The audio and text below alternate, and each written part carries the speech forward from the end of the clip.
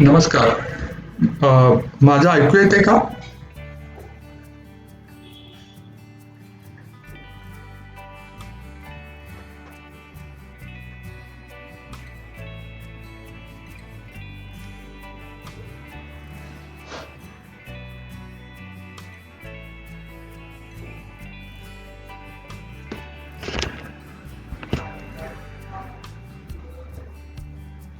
Am I audible?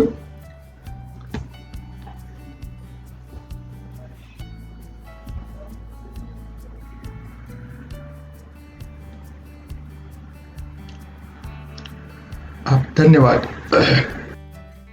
पुन्हा एकदा मी सर्वांचं आभार मानतो आणि ह्या ज्या सगळ्या लाईव्ह प्रकरणामध्ये जो काही अडथळा येतोय त्याबद्दल सुद्धा खंत व्यक्त करतो. तर मी मागासपासून हे म्हणत होतो की आपल्याकडचं जे नाटक आहे ते वेगवेगळ्या तऱ्हेचं नाटक आहे. मराठीमध्ये वेगवेगळ्या तऱ्हेची नाटकं सादर होतात. इथल्या संपूर्ण सादरीकरणाच्या परंपरेमध्ये एका बाजूला नाटकं आणि एकांकिका तर आहेतच, पण दुसऱ्या बाजूला रस्तानाट्य आहेत, कीर्तन आहेत, तमाशे आहेत, दशावतार आहेत. इतकं सगळं असं मोठं प्रस्थ, मोठा व्यवहार इथल्या नाट्य संस्कृतीचा आहे आपल्या लक्षात येईल. मगाशी बोलत असताना मी जेव्हा सुरुवात केली त्यावेळेला मी असं म्हणालो की 19व्या शतकातलं नाटक, आपण ज्याला आधुनिक नाटक म्हणून ओळखतो, ते नाटक फक्त 19व्या शतकात सुरू झालं असं आपण म्हणत असलो तरी त्याची पाळंमुळं आपल्याला अगदी तंजावर कालखंडापर्यंत, भोसल्यांच्या कालखंडापर्यंत नेता येतात. लक्ष्मीनारायण कल्याण हे प्रकाशित झालेलं नाटक बऱ्याच जाणकारांना माहिती असेल. ते त्यावेळेला त्याचे प्रयोग होत असत. पण अर्थात ज्याला आपण आधुनिक नाटक म्हणतो, ज्याला आपण आज ज्या प्रकारचं नाटक आपण करतो, आपण पाहतो, ते नाटक प्रामुख्याने आपल्याला असं लक्षात येईल की 19व्या शतकामध्ये सुरू झाले. 19व्या शतकामधलं नाटक जे मराठी नाटक होतं तो एक वेगवेगळ्या संस्कृतींचा मिलाफ होता असंही मी मगाशी म्हणालो. एका बाजूला जी संस्कृती होती ती वसाहत काळामध्ये आलेली संस्कृती होती. इंग्रजांची नाटकं बघितली गेली. इथल्या शेक्सपियरच्या नाटकाची मराठीमध्ये भाषांतर झाली. 19व्या शतकामध्ये एकूण नवीन सिलेबस तयार करण्यात आले विद्यापीठांच्या आणि महाविद्यालयांच्या शाळांच्या मधून. त्यावेळेला सिलेबस तयार करत असताना इंग्रजी नाटकांची भाषांतर झाली, पण ती फक्त इंग्रजी नाटकांचीच भाषांतर झाली नाही, ती संस्कृत नाटकांची सुद्धा भाषांतर झाली.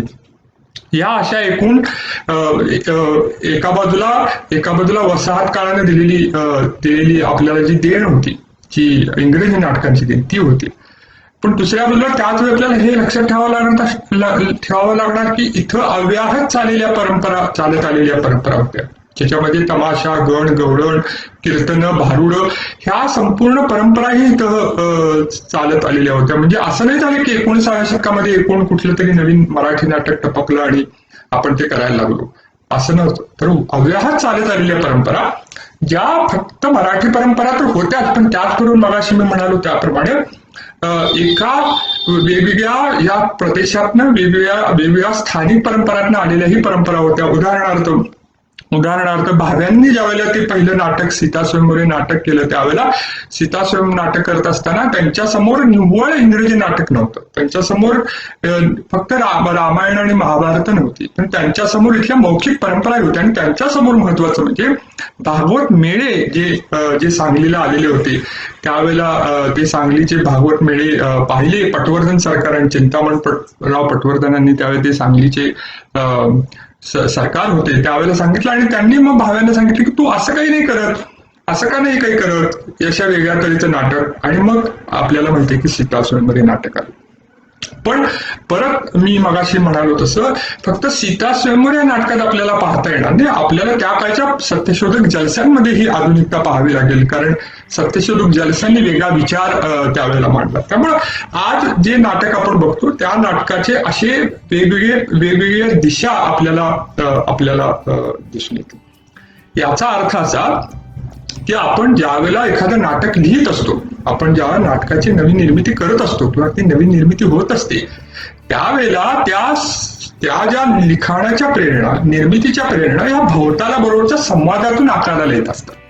म्हणजे मी जरी म्हणालो तरी मी 2020 मध्ये नाटक लिहितोय, 2019 मध्ये नाटक लिहितोय, ह्या फक्त आजच्या नसतात.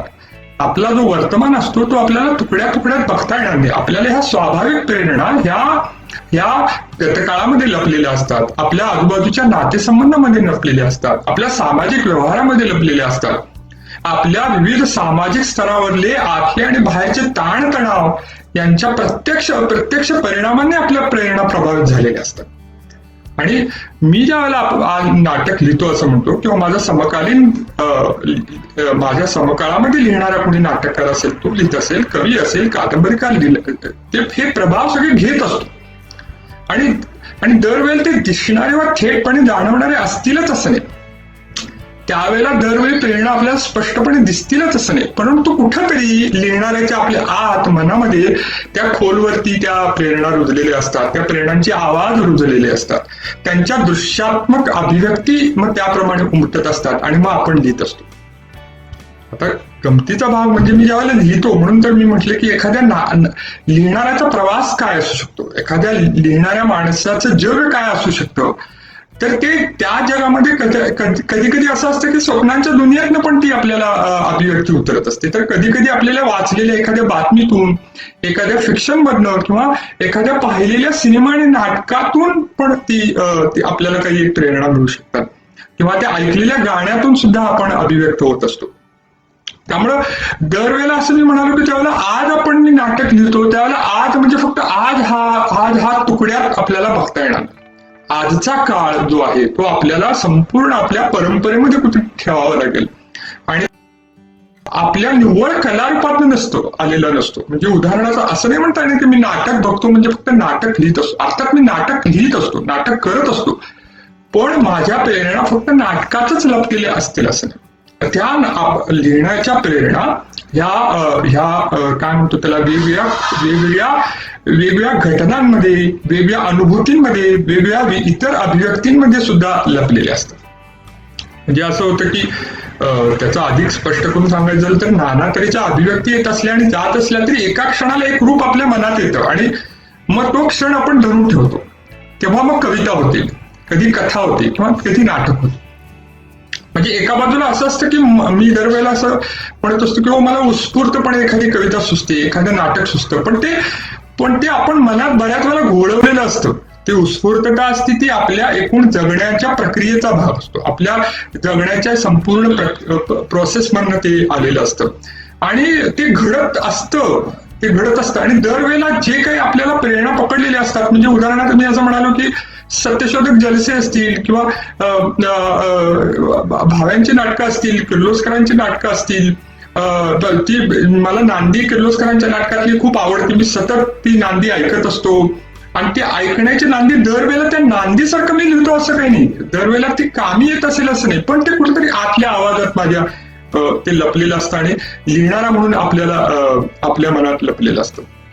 म्हणजे असं की आपलं जगणं आणि भोवताली याबद्दलच्या नातेसंबंधात मनात खळबळ होत असते, आणि ते खळबळ आपल्या समोर येत असते. उदाहरणार्थ मी एक सिंधू सुधाकर रमण इतर नावाचं जे नाटक लिहिलं, ज्याचा प्रयोग धारवाडला तुमच्यापैकी बऱ्याच जणांनी पाहिला असेल, ते नाटक जेव्हा लिहिले त्यावेळेला एकच प्याला हे नाटक, जे जो महाराष्ट्रात नाटक पाहतोय, करतोय, बघतोय, त्याला एकच प्याला नाटक माहितीच असतं. कारण तो तळीरामचं संपूर्ण ते जग, ते विश्व, सिंधू सुधाकर त्यांचं ते विश्व आपल्या एकूण महाराष्ट्रीय परंपरेमध्ये अगदी खोलवर रुजले. पण मुद्दा असा आहे की आज ज्या वेळेला मी पाहतो त्यावेळेला तो एकच प्याला सारखा मला पाहत नाही, मला त्यातनं काही वेगवेगळे आवाज एकच प्यालाचे ऐकू येत असतात, त्याची एक ध्वनी ऐकू येत असतात. तळीरामला जे काय म्हणायचं असतं ते आपल्याला आपल्या काळामध्ये 2000 म्हणजे 21व्या शतकामध्ये ऐकू येत असतं. त्यावेळेला ते मग आपल्याच अस्तित्वाचे प्रश्न, आपल्याच अस्तित्वाबद्दलचे प्रश्न, मी कोण आहे ह्याचे प्रश्न आपल्या समोर आवासून त्या नाटकाद्वारे उभे राहत असतात. मला असं वाटतं की ते नाटकाद्वारे जे काही झपाझप बदलत्या काळात आवासून राहणारे जे मुद्दे आहेत ते मला कदाचित त्या एखाद्या नाटकामध्ये दिसत असतात, एखाद्या चित्रपटामधून. मी एकच प्याल्याचं उदाहरण दिले, याचं कारण असं की मला एकच प्याला करावा असं वाटत नाही, पण एकच प्यालातनं येणारी जी पात्र आहेत ती माझ्याशी संवाद साधू लागतात, आणि ती फक्त इतिहासातली पात्र नसतात, ती भले 20व्या शतकाच्या सुरुवातीला ते नाटक लिहिलं असेल राम गणेश गडकरी, आणि तो थोर नाटककार होता आणि अगदी मोजकी नाटकं त्यांनी त्यांच्या आयुष्यामध्ये लिहिली. पण संपूर्ण तो नाटकाचा अवकाश तो आज भारून टाकतो. तो मला आजच्या माझ्या काळाबद्दल प्रश्न विचारायला भाग पाडतो. आणि फक्त माझा काळ म्हणजे मी ज्यावेळेला म्हणतो तो 21व्या शतकातला काळ नसतो, तो संपूर्ण अख्खं जी भाषा उभी राहिलेली असते, मराठी भाषा आपल्यासमोर उभी राहिली, त्याचे वेगवेगळे पदर आपल्याकडे असतात, त्या संस्कृतीचे पदर असतात. त्या पदरांना सामोरं जाण्याची संधी मला असं वाटतं की एकच प्याला देत असते. म्हणून आपण त्या नाटकातनं त्या एखाद्या परंपरेला भिडत असतो, एखाद्या लिखाणातनं आपण परंपरेला भिडत असतो आणि ते आपण आपण स्वतःला रिकामं करत असतो आणि आपण मग आपल्या अभिव्यक्तीद्वारे आपण त्याला सामोरं जात असतो. अजून मला एक महत्वाची गोष्ट वाटते की मग नाटकच आपण का लिहित असतो, कविता आपण का लिहित नाही, काय फरक असेल? मला बऱ्याच वेळेला हा प्रश्न विचारला जातो की कारण मी कविताही लिहितो, कथाही लिहित असतो, समीक्षाही करत असतो आणि अर्थात नाटक आणि साहित्य शिकवतोय. मला असं वाटतं की नाटकात ज्यावेळेला आपण लिहित असतो आणि आज बरेच जण तुम्ही इथले नाटकाचा आस्वाद घेणारे, नाटक करणारे मंडळी आहात, म्हणून मी नाटकाबद्दल आज बोलतोय की नाटक आणि इतर लिखित कला अभिव्यक्तीमधला एक फरक असा असतो की नाटकाद्वारे लिहिलेलं कुणाद्वारे तरी मांडलं जात असतं. ही मांडण्याची प्रक्रिया नाटकात असते. म्हणजे ती कवितेत मांडण्याची पेक्षा आपण कवितेतनं काहीतरी असं व्यक्त होत असतो, ती एका आतलं जग आपण मांडत असतो. अर्थात नाटकातने आपलं आतलं जग मांडत असतो, पण ते मांडण्याचं महत्वाचं असतं. कारण याचं कारण असं की आपल्याला हे माहिती असतं की नाटक लिहिल्यानंतर आपण कुणाबरोबर तरी काहीतरी घडण्याचं शेअर करत असतो, आपण घडणं मांडत असतो आणि तो इव्हेंट घडत असतो रंगमंचावरती. ते घडणं असेल तर ते नाटक होत असतं. जर्जी ब्रोटोस्की हा जो थोर दिग्दर्शक होऊन गेला, तो दिग्दर्शक असं म्हणतो की नट आणि प्रेक्षक यांच्यात जे घडतं त्याला रंगभूमी असं म्हणतात. आणि अशा घडण्याच्या प्रक्रियेत लिहिलेली संहिता आपली स्वतःची अशी ओळख ठेवून उभी असते. म्हणजे नाटकाची संहिता, मी नाटककार आहे असं म्हणत असताना ती संहिता फक्त लिहिलेली नसती, ती सादरीकरणाची कृती असते. कारण आपल्याला माहिती असतं की ह्याच्या पुढचं जे काम असतं किंवा त्याच्या बरोबरीने येणारे काम असतं की ते सादर करण्याचं काम असतं. आणि म्हणून इथं रिझल्ट म्हणून, त्याचा शेवटचा परिणाम म्हणून नाटकाचा खेळ किंवा तो प्रयोग म्हणून साजरा. आणि म्हणून आपल्या एकूण मराठी परंपरे किंवा भारतीय परंपरेमध्ये नाटकाला सुरुवातीपासून खेळ मानले गेले. तो खेळ मांडलेला असतो, खेळ मांडलेला असतो. त्यामुळे इथं नाटकाची प्रक्रिया खूप इंटरेस्टिंग असते. लिखाणाची प्रक्रिया ती आपण व्हिज्युअलाइज, कारण आपण जे लिहिलेलं असतं ते व्हिज्युअलाइज करत असतो. मराठीचे समकालीन महत्वाचे नाटककार शफाअत खान असं म्हणतात की मी नाटक जेव्हा लिहितो त्यावेळेस ते व्हिज्युअलाइज करत असतो, मी फक्त लिहित नसतो. लिहिताना मला ते पात्र समोर दिसत असतात आणि म्हणून लिहून झालं की तो माझ्यापुरता त्या प्रक्रिया ती थांबलेली असेल, पण ती थांबत नसती. तो एक छोटा स्वल्पविराम असतोच, कारण प्रक्रियेचा शेवट होत नसतोच. म्हणून तो असं असतो की ऍक्च्युअली खरं तर बघायला तर नाटकाचा कधी शेवट होत असतो हे मला कधी समजले नाही. तो शेवट होत असतो का हाच माझ्यासाठी मोठा प्रश्न आहे. कारण ते दरवेळेला त्याचं काहीतरी वेगळं होत असतं त्या नाटकाचं. आणि तो दरवेळेला आधीचा शेवट असतो आणि आपल्याला वाटतं की हा प्रयोग झाला आता सुटलो. नो, अजून पुढच्या प्रयोगाच्या वेळेला आपण असं काहीतरी असतं, वेगळं घडत असतं. त्याचा पुढचा आणि दुसरा कोणी प्रयोग करणार असतो तर तो काहीतरी वेगळा त्याचा प्रयोग मांडत असतो. म्हणजे प्रत्येक जण आपापल्या परीनं त्याचं वेगळं प्रयोग रूप मांडत असतात. म्हणून असं असतं की नाटक लिहिणाऱ्यानं विचार करणं असतं ते नाटकाचं, पण ते विचार करण्याबरोबर त्याच्या सादरीकरणाबद्दलचा सुद्धा त्याच्या मनात एक विचार असतो. आणि म्हणजे असं नाही होत की मी लिहून ठेवतो आणि पुढचं पुढे ज्यानं त्यांना पाहावं. म्हणजे हा एक विचार असू शकतो, ही एक विचारधारा असू. म्हणजे बऱ्याच वेळेला असं म्हणतात की दर्शकानं काय करायचं ते करावं. हो, बरोबर आहे. पण असं असताना सुद्धा मला असं वाटतं की नाटक ही मूलतः एक कोलॅबोरेटिव्ह कला आहे. ती सर्वांनी एकत्र मिळून उभी केलेली ती कला असते. आणि म्हणून मला असं वाटतं की आजच्या काळामध्ये नाटकाचा व्यवहार म्हणजे नाटककारानं नाटक लिहावं, दिग्दर्शकानं ते बसवावं आणि प्रेक्षकांनी ते पाहावं एवढ्याच त्रिसूत्रीत आपल्याला बांधता येणार नाही. नाटक लिहिणं हा जेवढा सर्जनशील अनुभव असतो तेवढाच तो सर्जनशील अनुभव बसवण्याच्या प्रक्रियेतही असतो. म्हणून मला विष्णुनाथ भावेंचं उदाहरण सुरुवातीला मी दिलं की त्यावेळेला पटवर्धन सरकारांनी त्यांना सांगितलं की बघ हे असं काही करू शकतोस का. म्हणजे मला असा प्रश्न पडतो की हो, भाव्यांनी नाटक लिहिलं, नाटक केलं, नाटक उभं राहिलं, त्यांचे नट होते, पण त्याच्याबरोबर त्यांना ते सुचवणार पण कुणीतरी होतं. ती सुचवणारी एक सादरीकरणाची परंपरा त्यांच्या आजूबाजूला घडत होती, त्याच्या भोवताली घडत होती. आणि म्हणून मी असं म्हणतो की नाटक लिहिणं हा जेवढा माझ्यापुरता सर्जनशील अनुभव असतो तेवढाच सर्जनशील अनुभव तो बसवण्याच्या प्रक्रियेतही असतो. म्हणून ह्या कारणाने मला असं वाटतं की नाटक ही प्रक्रियाच खूप बहुपेडी आहे. आणि नाटकाचा शब्द प्रमाण नाही असू शकत, कारण प्रमाण तो it's not a Bible. It's not a Bible. It's what you call it facilitates the process which is at the core of any play. पण असं नाही होत की नाटककारांना, कारण त्याला इंटरप्रिट करणारे इतर लोकही असतात.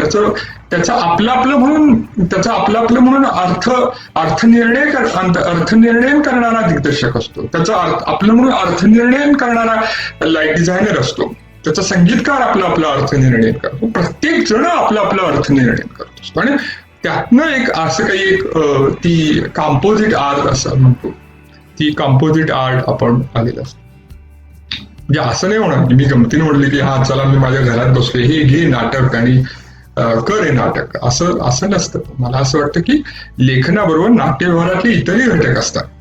म्हणजे याचा अर्थ असा नव्हे, परत त्याचा अर्थ असा नव्हे की ती नाटक ही परपुष्ट कला असते. ती हा खूप पाश्चात्य विचारधारा.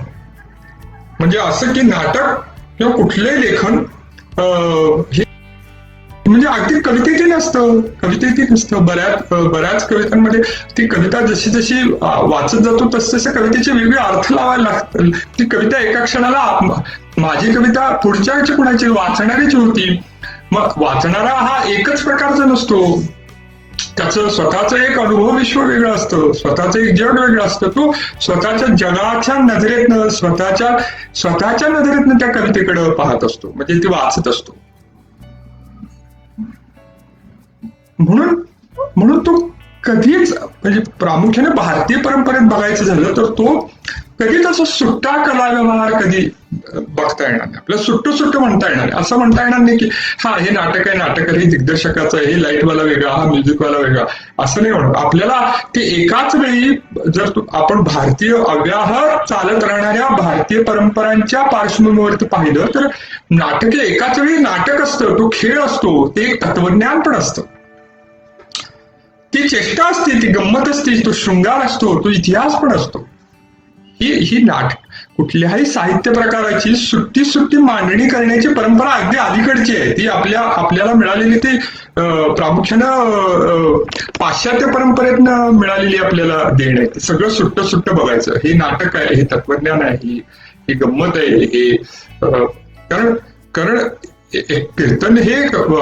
कीर्तन जेव्हा एखादा कीर्तनकार सादर करत असतो ते तितकंच तात्विक असतं, ती तत्वज्ञानाच्या पातळीवरची बाब असते, तितकंच ती करमणुकी असते, तितकंच ते शिक्षणही असतं, तर ते ज्ञान देणंही असतं. म्हणून मला असं वाटतं की ही जे तुकड्याची मांडणी ही अलीकडची बाब आहे. आपल्याला वसाहत काळाने दिलेली, ब्रिटिश काळाने दिलेली आपल्याला. म्हणून कला ही नाटक हे परपुष्ट आहे, हा मुळातच हा मुद्दा आहे. कारण प्रत्येक जण आपल्या नजरेने बघत असतो आणि प्रत्येक जण एकमेकावरती अवलंबून असल्यामुळे परपुष्ट असं म्हणता येणार नाही आपल्याला. आपण असं म्हणू त्या संगतीने उभे असतात. संगत संगतीनं असतात ते. असं लगट लगट सगळे असतात एकमेकाला जाऊ. They go hand in hand, they are together, they are like they are celebrating the process, and each member in this whole community, I say it's a community of performing arts. He community असते आणि हे community it's kind of community work, and which is very much at the core of drama. म्हणून मला असं वाटतं की माझ्यासाठी आज जे मी बोलायला इथं मला बोलवलंय केलं की काय असतं माझ्यासाठी आज समकाळामध्ये आजच्या नाटकात काय असतं नाटक लिहिणं. मला असं वाटतं की नाटक लिहिणं म्हणजे आपण आपल्यालाच आपल्या आरशात बघितल्यासारखं असतं. आरशात समोर आपण उभे असतो, पहिल्यांदा आपण उभे असतो आरशासमोर, त्यावेळेला असं वाटतं की काम सुरू झालेलं असतं, पण जसं पुढं जाऊ तसं असं लागतं की आपल्या भोवती बरेच आरसे आहेत, एकच आरसा नाही, आपल्याला अनेक आरसे आहेत. आणि नाटकातून विशेष करून नाटकातनं जे असतं तर ते बोललं जाणारे व्यक्त करण्यासाठी आरसे असतात. कधी ते रंगमंचावरती असतात, म्हणजे रंगमंचावर उभे असतो, कधी आपल्याला आपण ज्यावेळेला नाटककार म्हणून आपल्याला ज्यावेळेला स्टेज डिरेक्शन म्हणजे रंगसूचना लिहायला लागतो त्यावेळेला ते रंगमंचावरलं नेपथ्य आपल्यासाठी एक आरसा असतो. नट अंगावर घेतो ते प्रकाशाचे किरण ही आपले आरसे असतात. म्हणजे आपण असं वाटत असतं की मी नाटककार म्हणून एकटा आहे, पण आपल्याला रंगमंचावर कितीतरी जण, कारण आपण पात्र व्यक्तिरेखा मांडत असतो. आणि म्हणून तर ज्यावेळेला मी कथेतनं एखादी व्यक्तिरेखा मांडतो आणि नाटकातनं व्यक्तिरेखा मांडतो त्याच्यामध्ये वेगळं असतं. कारण मला कथेतनं व्यक्तिरेखा मांडत असताना मी नाही लाईटचा विचार करत, मी आपल्या एका कथनाचा विचार करत असतो. मला गोष्ट सांगायची असते, नाटकात गोष्ट सांगायची तर असतेच, पण ती दाखवायची पण असते. आणि नाटकात असं असते की नाटककार म्हणजे अनेकांपैकी एक असतो तो घटक. म्हणजे एका क्षणाला आपल्याला सगळंच सारं दिसायला लागतं. जेव्हा पहिलं आपण नाटकाचं सुरुवात पडदा उघडतो असं म्हणतोच नाटककार, पडदा उघडल्यानंतर प्रकाश पडतो, प्रकाश पडल्यानंतर जो असतो तो आपला आवाज क्षीण होत जातो एका टप्प्यावरती आणि मग बाकीचे आवाज सुरू होतात. म्हणून तुमच्यापैकी किती जणांनी वाडा चिरीबंदी ऐकला असेल, वाचला असेल, बघितलं असेल तर तुमच्या लक्षात की वाडा चिरीबंदी महेश एलकुंचवारांनी केलेलं. ते वाडा चिरीबंदी म्हणजे हळूहळू सगळ्या पिढ्यातली पात्र बोलायला लागतात. मग ती भले ते एलकुंचवारांनी लिहिलं असलं तरी त्याच्यात प्रत्येक पात्र, प्रत्येक आवाज, आणि ते नुसतंच पात्र नसतं, तर त्या पात्रांच्या बरोबरीनं त्याचा भवताल येत असतो. मग ते आजच्या पिढीतलं पात्र असतं, मग ती मंजू असती ती दुसऱ्या पिढीतली असती, मग तो अभय असतो, मग त्याचे तात्या असतात आणि मध्येच येणारी तात्यांची आई असते. हे संपूर्ण डायनॅमिक आपल्याला ह्या एलकुंचवारांच्या पात्रात आपण पाहत असतो. आणि मला असं वाटतं की प्रत्येक म्हणून वाडा चिरीबंदी का मोठं नाटक झालं, कारण प्रत्येक जण, वाचणारा मधला प्रत्येक जण, पाहणाऱ्या मधला प्रत्येक जण त्या पात्रांमध्ये आपलं बघत असतो आणि आपला काळ बघत असतो, आपला भूतकाळ, आपला भोवताल, आपली आजूबाजूची माणसं. आणि मला असं वाटतं नाटककार सुद्धा लिहित असताना असंच काहीतरी बघतो. मग पण नक्की काय होत असतं, तर मला असं वाटतं की नाटक जेव्हा आपण नाटककार म्हणून लिहित असतो त्यावेळेला आपण आपली भूमिका घेऊन लिहित असतो. बरोबर आहे. मला असं वाटतं की आज मला नवीन समकाळातलं काहीतरी मांडायचं आहे, अशी आपण काहीतरी पण ते हळूहळू जी भूमिका असती त्यावेळेला ती भूमिका म्हणजे ती आपलंच फक्त राहत नाही, कारण आपण आपल्या अनेक पात्रांद्वारे ते करत असतो. आपण एक विशाल पट उभा करायचा असतो. आपल्याला विशाल पट आपल्याला काहीतरी मांडायचा प्रयत्न असतो. आपण करू शकतो का दरवेळी नाटकात ते मला माहिती नाही. आपण पण आपली इच्छा तरी अशी असते की आपल्याला काहीतरी विशाल पट एक मोठा उभा करायचा आहे. पण तो प्रयत्न तरी असा असतो. तो कितपत आपण यशस्वी होतो हा नंतरचा प्रयत्न. म्हणजे उदाहरणार्थ बऱ्यापैकी तुम्हाला हारुकी मुराकामी हा जपानी लेखक माहिती असेल आपल्यापैकी बऱ्याच जणांना. त्याने काफ्का ऑन द शोअर नावाची कादंबरी लिहिली आणि खूप मोठी कादंबरी. आणि हारुकी मुराकामी हा आजचा अत्यंत महत्वाचा असा लेखक समकाळातला मानला जातो. आणि त्या कादंबरीमध्ये अशी गोष्ट आहे की घरात एका पळून गेलेल्या 15 वर्षाच्या मुलाची आणि मांजराशी बोलायची विचित्र कला अवगत असणाऱ्या नकाता नावाच्या पात्राची गोष्ट. 15 वर्षाच्या मुलाची आणि त्याला मांजराशी बोलायची नकाताला मांजराशी बोलायची कला अवगत आहे. त्यात मांजर बोलतात, तो बोलतो वगैरे. तर तो हारुकी मुराकामी काय करतो, काळाच्या चौकटी मोडत, नव्या उभा करत, कथनाचे नवे प्रयोग करत ती कादंबरी एक विशाल पट मांडते.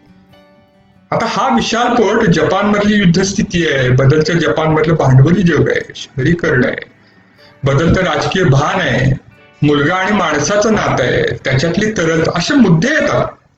म्हणजे असं नाही म्हणत की तो मी काहीतरी असं भूमिका घेऊन मांडतोय, मी काहीतरी असं भान, मी काहीतरी ठरवून मांडतोय. तो सुरुवातीला त्यानं सुरुवात केली असेल, कुठेतरी मनात ठेवलं असणार की आपल्याला ही पात्र, पण हळूहळू ते असा विस्तार करत जातो तो की तो आपल्याला मदत करतो समजून घेण्यासाठी. तो आपल्याला मदत करतो. त्यानं दिलेली पात्र ही त्या एकूण भवतालात कशी मांडायची. मला असं वाटतं की कुठलाही कलाकार, नाटककार किंवा सर्जनशील कलावंत जेव्हा मांडतो तो आपल्या मुद्द्यांबद्दल मांडत असतो. पण हळूहळू फक्त तो आपल्या मुद्द्यांबद्दल करावा असं म्हणत नाही, तर तो अख्खा एक पट मांडू शकतो. म्हणजे माझं एक नाटक, ज्या नाटकाचं नाव आहे F1105 असं नाटकाचं नाव होतं. आणि ते नाटक एकदम छोट्या ह्याच्यामध्ये. मला बऱ्याच वेळेला हा प्रश्न विचारतात की F1105 ह्या नाटकाचं नाव असं कसं दिलं, हे कशाबद्दल नाटक आहे.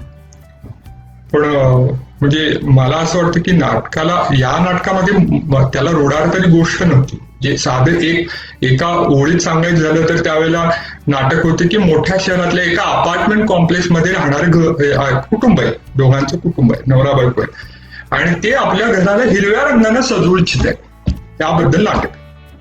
आणि मी त्यावेळेला बंगलोरमध्ये होतो. मी बंगलोरमध्ये काही वर्ष राहिला होतो. आणि त्यावेळेला मला ते बाहेरनं सगळं दिसत होतं त्यावेळेला अपार्टमेंटमध्ये, आणि हिरवा रंग, त्यावेळेला एकूण बंगलोरमध्ये होत चाललेले बदल. आणि अर्थात मी महाराष्ट्राशी त्यावेळेला कनेक्टेड होतो, वेगवेगळ्या कारणाने महाराष्ट्रात यायचो, तर त्यावेळेला हे संपूर्ण बदलतं. तर मला असं वाटत होतं की ह्या एकच विचार माझ्या मनात आलेला होता की अपार्टमेंटमध्ये राहणाऱ्या आपण एवढे घरात राहतो, आपण घर सजवू इच्छितो, ह्याचं आपल्या भोवतालाशी नातं काय आहे. म्हणजे आपलं घर हा फक्त आपला अवकाश असतो की आपल्या भोवतालाचा सुद्धा अवकाश असतो. आणि मला असं लक्षात आलं की फक्त आपण आपल्या घरात राहत असलो तरी आपण आपल्या घरापुरते नसतो, आपण एक असं अख्ख्या पटलावरती आपण उभे असतो. आणि मला असं वाटत होतं की नाटकभरात ते हिरवा रंग कुठंच त्या अर्थाने वापरणार, कारण ते नाटक ज्यावेळेला नंतर मोहित टाकळेकर या दिग्दर्शकाने केलं, आणि आज तो महत्वाचा त्यानं नाटक दिग्दर्शक आहे. तो बऱ्याच मराठी मधल्या आजच्या समकाळामध्ये असलेलं नाटक तो करतो. तर तो नाटकात हिरवा रंग त्यानं कुठंच वापरलेला नाहीये. त्याने जे बसवलं ते सुद्धा वेगळ्या तऱ्हेने. जसं मी लिहिलं, मला जे लिहिताना दिसत होतं त्याला तसं नव्हतं दिसलं. काही गोष्टी दिसलं त्याला, काही म्हणजे पूर्ण जसं मी म्हणतो तसंच त्याला दिसणार नाही ते नाटक, आणि दिसलंही नव्हतं. पण त्या नाटकामध्ये असं कुठे हिरवा रंग वापरलेला नाहीये. पण भारतासारख्या आतून बाहेरून बहुसांस्कृतिक असलेल्या संस्कृतीत रंगाचे बहुआवाजी वास्तव हे अनादी कालापासून आहे. म्हणजे आमच्याकडे लग्नाचा बस्ता काढायला जातो आपण, कपड्याच्या दुकानात गेल्यानंतर एक कपड्याची रेंज असते. तुम्ही लग्नाचे कपडे काढायला अख्खी रेंज असते. तो दुकानदार सगळं अख्खं समोर मांडत असतो, आणि लक्षात येतं की किती रंग आहे त्याला, किती वेगवेगळे टेक्स्चर आहे. आणि प्रत्येक बस्ता काढत असताना प्रत्येक कपड्यामध्ये आपला एक आपलं त्यात भाव असतो. कारण ते आपल्या मनात एक चालू असतं त्याचं वेगळं काहीतरी, की ही साडी कुणासाठी, हा शर्ट कुणासाठी, हा शर्ट कुणासाठी, ही टोपी आहे, ही टोपी हे अख्खं सगळं असं त्या बस्ता काढायला गेल्यानंतर, गादीवर बसल्यानंतर, पांढऱ्या शुभ्र गादीवर बसल्यानंतर सगळ्या रंगाची उधळण असते. मला तरी हे नाटक असं वाटतं. ते विचार म्हणून असतो, त्याच्यात भाव म्हणून असतो, त्याचा अवकाश म्हणून असतो, सण समारंभ असतात. तर ही मला असं वाटतं की ही मला सामाजिकता वाटते. आणि हे संपूर्ण ही एक काय म्हणतो रंगांची दुनिया जी आहे ती मला ते F110 मधनं मांडायची. म्हणजे मला असं वाटतं की नाटक जेव्हा आपण लिहितो त्यावेळेला स्वलाच आपण भवताला मांडण्याचे मार्ग धुंडाळत असतो. स्व म्हणजे स्वतः. पण मी स्व म्हणजे फक्त स्वतःपुरता राहत नाही, इथंच मजा असते. म्हणजे परत ते बस्ता काढण्याचं उदाहरण की ज्याच्या घरामध्ये लग्न असतं तर ते त्याच्या घरातलं असेल, पण ते त्याच्यापुरतं राहत नाही, ते अख्ख्या विशाल अशा कुटुंबाचं होतं. मी विशाल असं कुटुंब म्हणतोय कारण ते कुटुंब फक्त 4-5 नात्यांपुरतं नसतं, त्या नात्याच्या पलीकडे जाऊन तिथले नातेसंबंध तयार झालेले असतात त्याचं पण असतं. आणि मग असं हे नाटक जेव्हा आपण स्वचं नाटक उभं करतो, स्वबद्दलचं नाटक आपण करतो, त्यावेळेला आपण नाट्यमय अशी चिन्हांकित व्यवस्था करत असतो. आपण चिन्ह देत असतो, चिन्ह व्यवस्था आपण करत असतो, उभी करत असतो. म्हणजे चिन्ह व्यवस्था म्हणजे असं की ज्यावेळेला मी एखादं मांडत असतो त्यावेळेला चिन्ह असतं, त्यामध्ये प्रकाश कुठला वापरतो आपण. एखादं पात्र आपण म्हणतो की हे पात्र ह्या घरातून त्या घरात गेलं. आपण सोफा म्हणजे उदाहरणार्थ परत महेश एलकुंचवार यांचं वाडा चिरेबंदी हे नाटक, आणि आपल्याला माहितीये की वाड्यात घडतं ते नाटक. आणि वाड्यात गेल्यानंतर तो सोफा, वरचा सोफा आणि त्याच्यामध्ये बसायची सोय, टक्का, त्यामध्ये आतली माझघर, माझ्या घरात तिथली व्यवस्था, ही संपूर्ण व्यवस्था ही चिन्ह व्यवस्था असते. ही चिन्हांकित व्यवस्था असते, ती नाटकात आपण उभी करत असतो. आणि त्या वाडा चिरेबंदी नाटकामध्ये बाहेर बंद पडलेला ट्रॅक्टर आहे, तो ट्रॅक्टरचे पण संदर्भ येत असतात. तर ही सगळी चिन्ह व्यवस्था आहे, ती फक्त व्यक्तीची नसते, अर्थात ती नातेसंबंधाची असते, पण ती एका व्यापक अशी समष्टीची असते. आणि हे आपण कोण आहोत, मी कोण आहे ह्याचा शोध घेण्यासाठी आपण ती चिन्ह व्यवस्था मला असं वाटतं उभी करतो. आणि दुसरं म्हणजे आजूबाजूच्या घडण्याबद्दलची आपण काहीतरी एक मांडणी करत असतो. आजूबाजूला ह्या घडण्यामध्ये आपण कोण आहोत, आपण कसे आहोत, आपण कसा प्रतिसाद देतोय आजूबाजूच्या घडण्याला, त्याचं पण मांडायचं असतं. आणि मला असं वाटतं की ह्या संपूर्ण आपण असणं आणि नसणं सुद्धा आपण नाटकातनं किंवा आपल्या साहित्यातनं दाखवत असतो. तर ज्यावेळेला मी F1105 म्हणत होतो त्यावेळेला F1105 लिहित असताना मला असं लक्षात आलं की आपण असणं आणि नसणं हे समकाळातलं दाखवत असतो. आणि ते असणं आणि नसणं फक्त ते माझ्यापुरतं नसतं, तर माझ्या पलीकडच्या ज्याचा मी भाग असतो अशा भवतालाचं पण ते असतं. त्या ह्याच्यामधनं आपण नाटक लिहित असतो. आणि मग हे वेगळं कसं असतं इतर साहित्य कृतींपेक्षा, तर इथं असणं आणि नसणं हे आपण कवितेमध्ये आपल्या व्यक्तिगत अवकाशामध्ये ते शोधू शकतो. आपल्या स्वतःच्या अवकाशापुरता आपण बघू शकतो. पण नाटकातला अवकाश हा आपला विस्तारलेला अवकाश असतो. माझं स्वत्व असतं त्या नाटककाराचं किंवा दिग्दर्शकाचं किंवा या संपूर्ण रंगमंचावरती काम करणाऱ्या कुठल्याही कलाकाराचं, नट किंवा जो तिथली तांत्रिक व्यवस्थापन, मला असं वाटतं की सगळेच हे कलाकार आहेत त्या नाटकाच्या व्यवस्थेत. असं नसतं की नाटककार श्रेष्ठ आणि मग हा दुसरे असतात ते कमी श्रेष्ठ, असं मला कधी वाटले नाही. मला असं वाटतं की ते नेहमी एक प्रकारचं गुंतागुंतीचं त्यांचं आपल्यातलं नातं असतं. आणि नाटक हा फॉर्म जो आहे, हे रूप जे आहे, ते मला संधी देत असतं की ही गुंतागुंत बघण्याची. म्हणून मला नाटक आणि कविता हे दोन्ही फॉर्म किंवा कथा मी हँडल करत असल्यामुळे मला असं वाटतं की नाटक हे विशेष करून वेगळं असतं. याचं कारण असं की त्यामध्ये अनेक घटक असतात. म्हणजे आज मला कविता लिहिल्यानंतर मला ह्याचं प्रेशर नसतं की आता ही कविता मी कशी दिसेल ह्याचं नसतं. ती कविता मला आतल्या एका अवकाशातनं ती कविता आलेली असते, त्यामुळे ती मला दिसत असते फक्त.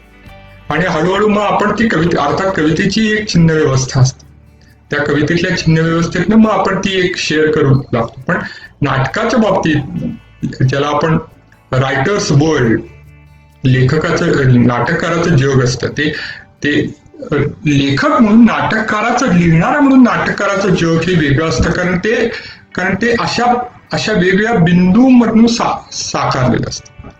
आणि तो बिंदू फक्त माझ्या लिहिण्यापुरता नसतो, तो माझ्या गोष्ट सांगण्यापुरता नसतो, कारण नाटक ही सुद्धा गोष्ट सांगायची असते, सांगायची गोष्ट असते.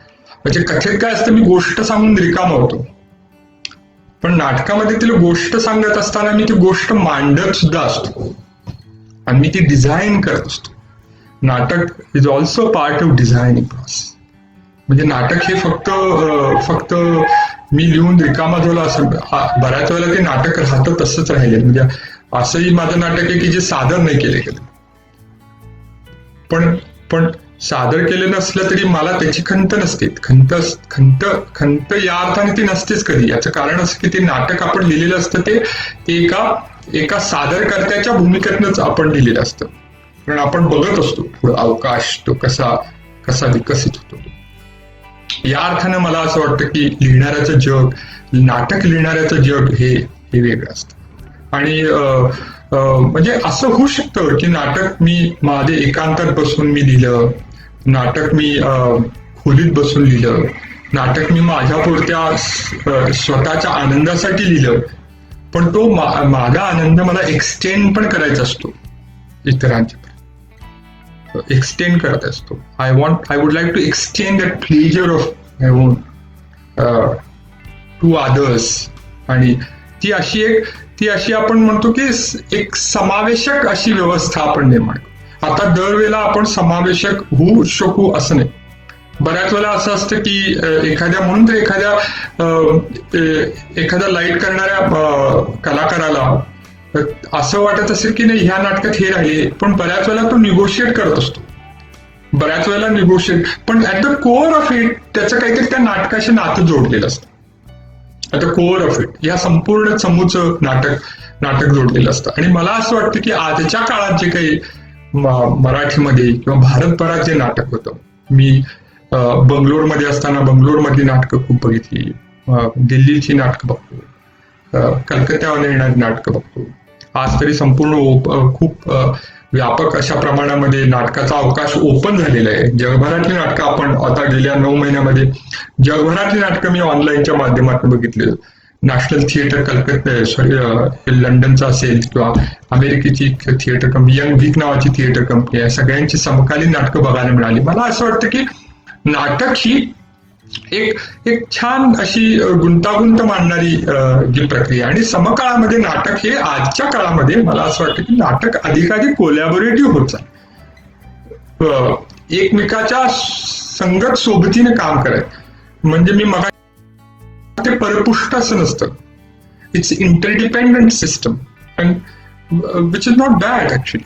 याचा अर्थ असा नाही की एखाद्याचं महत्व कमी आणि जास्त होतं. मुद्दा असा आहे की त्याच्या at the core of it there is an element of performance. मला काहीतरी मला सादर करायचा आहे, तो इलेमेंट तिथं असतो, आणि तो इलेमेंट ह्या नाटकामध्ये महत्वाचा असतो. मला दाखवायचं आहे काहीतरी, हे दाखवणं ह्या नाटकामध्ये महत्वाचं असतं. आणि मला असं वाटतं की हे दाखवणं या नाटक लिहिण्यासाठी हा महत्वाचा मुद्दा असतो. आणि माझ्या मनातलं आहे हे सादर करायचं. I want to exhibit something, and that's, I think, at the core of a writer who is writing for theatre, who is writing.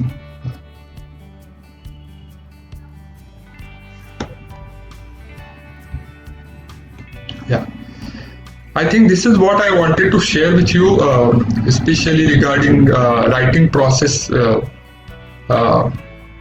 for theatre, for drama, meaning for something that is performative.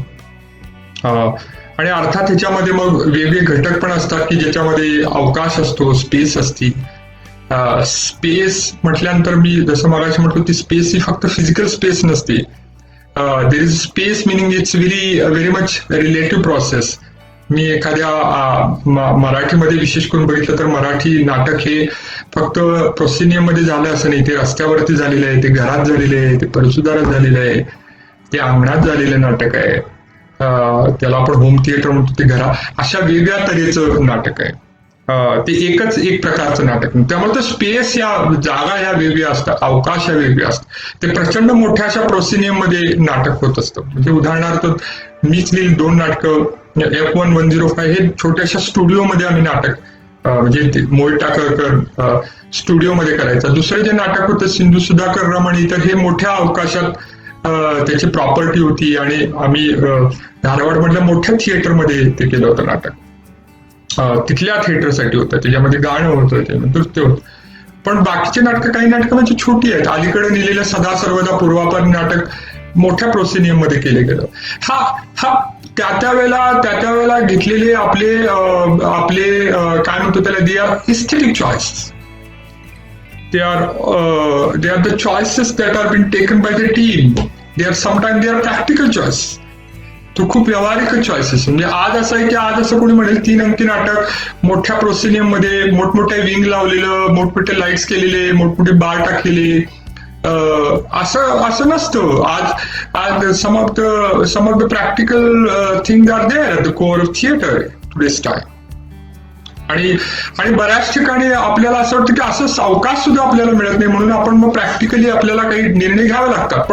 पण उदाहरणार्थ आम्ही ज्यावेळेला नाटक बंगलोरच्या रंगशंकर या थिएटरमध्ये केलं, तिथले practical decisions वेगळेच होते. आणि ज्यावेळेला पुण्यासारख्या एखाद्या सुदर्शन रंगमंचावरती जी छोटी जागा आहे, एकदम एक छोटासा हॉल आहे, तो तिथे ज्यावेळेला करत असतो त्यावेळेला आपले व्यावहारिक निर्णय आपले वेगळे असतात. त्यामुळे नाटक हे मी जसं म्हणतो ते लिहिण्यापुरतं असतं, पण ते पुढे एक्सटेंड होत जातं आणि त्याचे वेगवेगळ्या वेळेला आपण निगोशिएट पण करत असतो. आपण म्हणजे नाटककार नसेल करत, टीम करत असते निगोशिएट. म्हणजे मी एकदा लिहून ठेवलेलं असतं, पण ते परफॉर्म, कारण ते नाटक हे परफॉर्मेटिव्ह आर्ट असल्यामुळं उद्या रंगशंकरामध्ये ज्यावेळेला मी बंगलोरचा आम्ही प्रयोग केला, म्हणजे मी माझ्या नाटकाचा प्रयोग घेतला, त्यावेळेला ते वेगळंच डायनॅमिक होतं. पृथ्वी थिएटरमध्ये करतो त्यावेळेला ते वेगळं डायनॅमिक असतं. धारवाडमध्ये जेव्हा तो वेगळा केला तो वेगळं डायनॅमिक असतं. आणि धारवाडमध्ये संवादाच्या शक्यता पण वेगळ्या होत्या. तिथल्या रंगायच्या विद्यार्थ्यांच्या बरोबर, रंगायच्या फॅकल्टी मेंबर्स बरोबर सगळे शिकवणारे लोक आहेत तिथं, तिथले मुख्य म्हणजे कलाकार आहेत. आणि तिथलं वेगळंच डायनॅमिक असतं. म्हणजे कर्नाटकात ज्या वेळेला प्रयोग झाला किंवा कर्नाटकात मी ज्या वेळेला जातो, तिथं राहिलो, त्यावेळेला लक्षात येतं की तिथली एक संस्कृतीचं ते अंगच वेगळं आहे.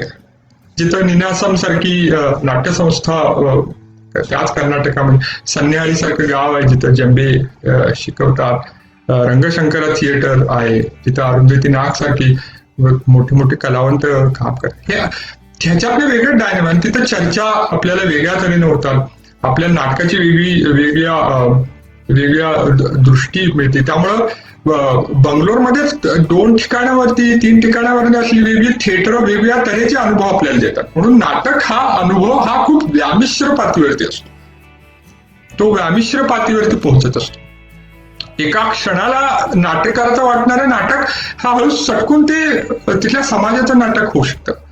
आणि म्हणून घाशीराम कोतवाल बद्दल तुम्ही इतिहासामध्ये वाचला असेल किंवा आधी घाशीराम कोतवालचे प्रयोग रेकॉर्ड केलेले आहेत युट्यूबवरती, तुम्हाला बघा हळूहळू ते नाटककाराच फक्त राहत नाही, ते दिग्दर्शकाचं होतं, तिथल्या कलाकारांचं होतं, तिथल्या समुदायाचं होतं, मानवी समुदायाचं होतं, तिथल्या समाजाशी ते बाते करायला लागतं.